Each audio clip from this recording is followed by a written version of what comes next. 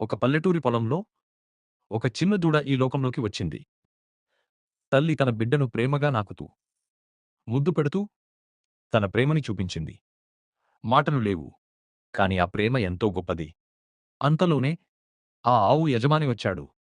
ఆ చిన్న దూడను తల్లి దగ్గర్నుంచి కొంచెం దూరంగా తీసుకెళ్ళి ఒక తాడుతో కట్టేశాడు. ఆ ఆవు బాధతో తన భాషలో ఏడవద్దు నా బిడ్డ అని చెప్పినట్టు దానిని చూస్తూ ఉంది. గడ్డిను అని చెప్పినట్టు ప్రేమగా పిలుస్తూ ఉంది. రోజులు గడిచాయి. కాని వారి మధ్య దూరం మాత్రం తగ్గలేదు. ఒకరోజు ఆ యజమాని ఆ ఆవును అమ్మాలని నిర్ణయించాడు. ఆ మాటలు విన్న ఆ తల్లి, ఆమె బిడ్డ ఇద్దరూ బాధతో ఏడవసాగారు. మరుసటి రోజు ఒక వ్యక్తి ఆ ఆవును కొనడానికి వచ్చాడు. ఆ ఆవును తీసుకెళ్లడానికి ప్రయత్నించాడు. కాని ఆ ఆవు కదల్లేదు. చూస్తూ బాధతో అక్కడే నిలబడిపోయింది. వాళ్ళు బలవంతంగా ఆ ఆవును తీసుకెళ్లాలని ప్రయత్నించారు. అప్పుడే ఆ చిన్న దూడ తనకు కట్టిన తాడును తెంచుకుంది. తన తల్లి వైపు పరుగెత్తింది. ఆ క్షణం ప్రేమ గెలిచింది.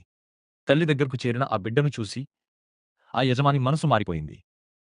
వారిని విడదీయకూడదని అర్థం చేసుకున్నాడు. ఆ రోజు నుంచి ఆ తల్లి, బిడ్డ కలిసి జీవించాయి. మూగ జీవాల ప్రేమ మాటల్లో కాదు, హృదయంలో ఉంటుంది.